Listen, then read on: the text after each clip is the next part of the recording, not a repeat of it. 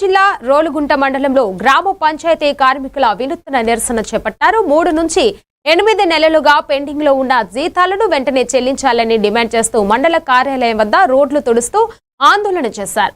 CITU ఆధ్వర్యంలో అధికారులకు వినతి పత్రం అందించారు. తక్కువ వేతనాలతో పనిచేస్తున్న తమకు నెలలు తరబడి జీతాలు అందక కుటుంబాలు తీవ్ర ఆర్థిక ఇబ్బందులు ఎదుర్కొంటున్నాయని కార్మికులు ఆవేదన వ్యక్తం చేశారు. యూనిఫామ్, చెప్పులు, గ్లౌజులు, హెల్త్ అలవెన్స్ వంటి సౌకర్యాలు కల్పించాలని డిమాండ్ చేశారు. సమస్యలు పరిష్కరించకపోతే పనులకు బంద్ చేస్తామని హెచ్చరించారు.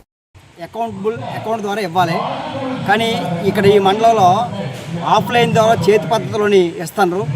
3 నెలలు 7 నెలల పాటు బకాయిలు ఉన్నాయి. ఈఓపీ ఆర్డీఓ వీటిని ఆఫ్లైన్లో ఇచ్చినటువంటి పంచాయతీలన్నీ దర్యాప్తు చేసి ఆన్లైన్లో ఇచ్చినట్టుగా చేయాలని చెప్పేసి డిమాండ్ చేస్తున్నాం. మేము అడిగాం, సమాచార చట్ట ప్రకారంగా ఇందులోని కొత్తూరు పంచాయతీ సంబంధించిన దానికి మేము 10,000 ఇస్తామని చెప్పేసి ఈ రిపోర్ట్లో రాశారు. కానీ ఇక్కడ ఉన్నటువంటి కొత్తూరు పంచాయతీ క్లాబ్ మిత్రకు మాత్రం 8,000, 6,000 రూపాయలు ఇస్తామని అంటున్నారు. కానీ కాగితాల మీద మాత్రం బాగా అక్కిని కల్పిస్తున్నాయి. కానీ చేతికి వచ్చినట్టు మాత్రం ఆఫ్లైన్లో డబ్బులు ఇవ్వడం అనేది చాలా అన్యాయం.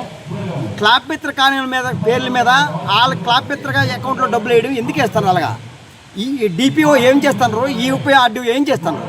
పరిశుభ్రంగా ఉంచుతున్న పంచాయతీ కార్మికుడు ఈరోజు వాళ్ళ కుటుంబాలు అర్ధాకలతో బతకాల్సిన పరిస్థితి అనేది ఈరోజు వస్తూ ఉన్నాయి. రాష్ట్ర ప్రభుత్వం 4,000 రూపాయలు హెల్త్ అలవెన్స్ ప్రతి పంచాయతీ కార్మికుడికి ఇవ్వాలని చెప్పేసి గత ఆగస్టులోనే సర్క్యులర్ ఇచ్చింది. ఆ రోజు నుంచి ఈ రోజు వరకు సంవత్సరం కావస్తుంది. మెజారిటీ పంచాయతీల్లోనే హెల్త్ అలవెన్స్ సర్క్యులర్ ఎక్కడా కూడా అమలు కాలేదు. కుంటి సాకులు చెబుతూ ఉన్నారు. పంచాయతీలో ఆదాయం లేదని. పంచాయతీలో ఆదాయం తేవాల్సిన బాధ్యత ప్రకాశం జిల్లా